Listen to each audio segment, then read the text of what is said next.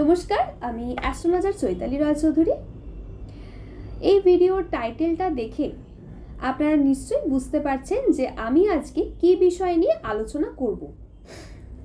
তো প্রথমেই আমি যে বিষয়টা বলবো, সমকামী সম্পর্ক পরিবর্তনশীল সমাজের দৃষ্টিভঙ্গিতে এটি গ্রহণযোগ্য এবং স্বাভাবিক একটি সম্পর্ক। তো এই সমকামী সম্পর্কটা জ্যোতিষশাস্ত্র মতে কিছু যোগসূত্র দেখে কিন্তু এই সমকামী সম্পর্কের প্রবণতাটাকে কিন্তু ধারণা করা সম্ভব। তো জ্যোতিষশাস্ত্র মতে কিছু নির্দিষ্ট গ্রহের দৃষ্টি সংযোগ বা যোগের কারণে কিন্তু এই সমকামী প্রবণতাটা বোঝা সম্ভব হয়। তো মডার্ন সায়েন্স অনুযায়ী এই সমকামী সম্পর্কটা কিন্তু হরমোনাল ইস্যুস বা মানসিক কারণের সঙ্গে সম্পর্কিত এই জিনিসটি। তো জ্যোতিষশাস্ত্র মতে কিছু গ্রহ বা ঘরের প্রভাব থেকে কিন্তু এই জিনিসটার একটা ধারণা করা যেতে পারে।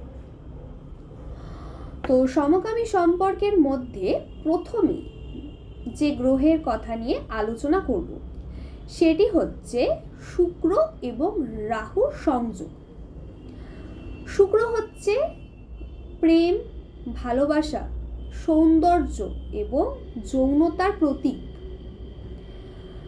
এবং রাহু হচ্ছে আকস্মিকতা বা নিয়ম ভাঙার প্রতীক,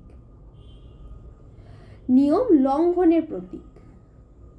তো এই শুক্র আর রাহু যদি একসঙ্গে থাকে বা একে অপরের প্রতি দৃষ্টি প্রদান করে বা দৃষ্টি বিনিময় করে, তো সেক্ষেত্রে কিন্তু দৃষ্টি বিনিময় করে পঞ্চম, সপ্তম, অষ্টম এবং দ্বাদশ ঘরে।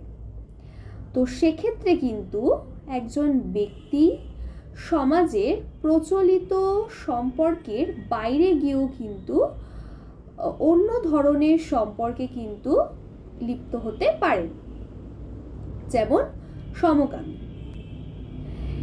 এবারে যে গ্রহ দুটিকে নিয়ে আলোচনা করব সেটি হচ্ছে চন্দ্র এবং রাহু। চন্দ্র আমাদের মন, মানসিকতা এবং আবেগকে নিয়ন্ত্রণ করে, আর রাহু কিন্তু সেটার পরিবর্তন ঘটায়। চন্দ্র আমাদের মন, মানসিকতা বা আবেগকে যেরকম কন্ট্রোল করছে, ঠিক সেরকমই কিন্তু রাহু কিন্তু সেটার পরিবর্তন ঘটিয়ে দিচ্ছে।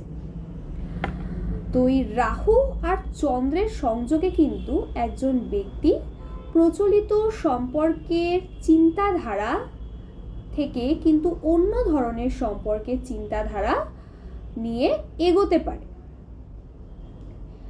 এবারে যাদের নিয়ে আলোচনা করব তারা হচ্ছে শুক্র এবং শনি।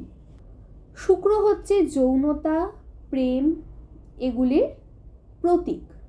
শনি হচ্ছে বয়স এবং দায়িত্বের প্রতীক, যা সম্পর্কের ক্ষেত্রে ভিন্নতা আনতে পারে। শুক্র এবং শনির কম্বিনেশনে একজন ব্যক্তি প্রচলিত সম্পর্কের ধরনের থেকে একটু ভিন্ন সম্পর্ক নিয়েও কিন্তু ভাবতে পারে, যেমন বয়সে বড়। এই জিনিসটা বয়সে বড়োর সঙ্গে কিন্তু সম্পর্ক স্থাপন বা সম্পর্কে জড়ানো, এই জিনিসটাও কিন্তু একজন ব্যক্তি ভাবতে পারে শুক্র এবং শনির কম্বিনেশনে। পঞ্চম ভাব থেকে প্রেম, ভালোবাসা এগুলো দেখা হয়। তো এই পঞ্চম ভাবে যদি শুক্র রাহু বা শনি রাহু যদি কম্বিনেশন থাকে, তাহলে কিন্তু একজন ব্যক্তি প্রচলিত সমাজের যে সম্পর্ক সেটার বাইরে কিন্তু ভিন্ন ধর্ম মানে সমকামী সম্পর্কের প্রবণতাও কিন্তু, সমকামী সম্পর্কে লিপ্ত হওয়ার প্রবণতাও কিন্তু তার মধ্যে দেখতে পাওয়া যায়। এবারে আসছি অষ্টম ভাব নিয়ে। এই অষ্টম ভাব হচ্ছে গোপন যৌনতা বা আকাঙ্ক্ষা রহস্যের ভাব। তো এই অষ্টম ভাবে যদি শুক্র রাহু বা শনির কম্বিনেশন থাকে তাহলে কিন্তু একজন ব্যক্তি প্রচলিত যৌন আকাঙ্ক্ষার বাইরে গিয়েও কিন্তু সম্পর্ক স্থাপন করতে পারেন। এবারে আসছি দ্বাদশ ভাব নিয়ে। 12th হাউস হচ্ছে বেড রিলেশনশিপ বা যৌনতার ঘর। যদি এই 12th হাউসে মানে দ্বাদশ ভাবে শুক্র রাহু বা শনির কম্বিনেশন থাকে তাহলে একজন ব্যক্তি প্রচলিত যৌন আকাঙ্ক্ষার বাইরে গিয়েও ভিন্ন ধরনের যৌন আকাঙ্ক্ষার স্বাদ কিন্তু স্বাদ নেওয়ার একটা প্রবণতা থাকে তার মধ্যে।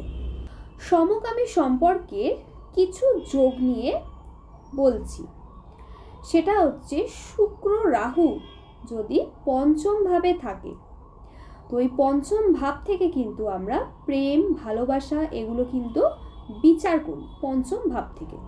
সেখানে যদি শুক্র রাহুর কম্বিনেশন থাকে সেক্ষেত্রে কিন্তু এই জিনিসটা লক্ষ্য করা যায়।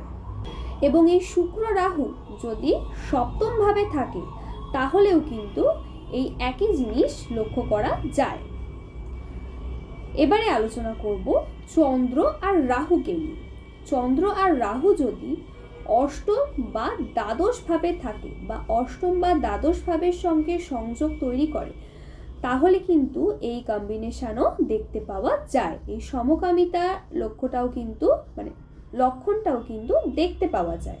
এছাড়াও শনি শুক্র সপ্তম ভাব বা দ্বাদশ ভাবে যদি সংযোগ করে বা থাকে তাহলে সেক্ষেত্রেও কিন্তু ব্যক্তি প্রচলিত সম্পর্কের বাইরে গিয়েও ভিন্নতর সম্পর্কের স্বাদ গ্রহণ করতে পারেন।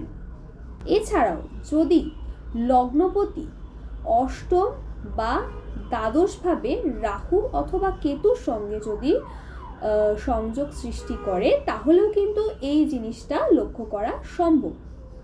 এই সমকামিতার একটা প্রবণতা ব্যক্তির মধ্যে লক্ষ্য করা যায়। এই বিষয় জ্যোতিষশাস্ত্র কিন্তু শুধু সমকামী প্রবণতাটা দেখাতে পারে, নির্দিষ্ট কিছু ভাবে কিন্তু নির্ধারণ করতে পারে না।